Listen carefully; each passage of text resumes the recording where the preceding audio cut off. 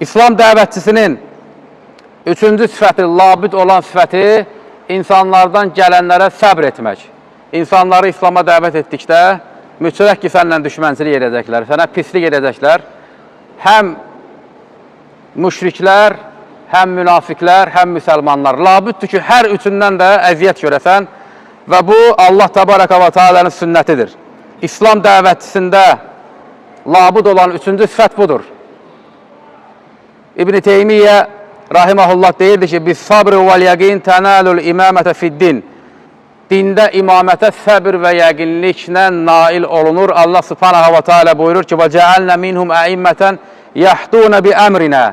Biz onlardan imamlar etdik ki, dinimizə dəvət etsinlər. لَمَّا صَبَرُوا, səbr etdikləri və yəqin olduqları vaxtda. Səbr etdikləri. İslam dəvətçisinin üçüncü labüd olan sifətidir.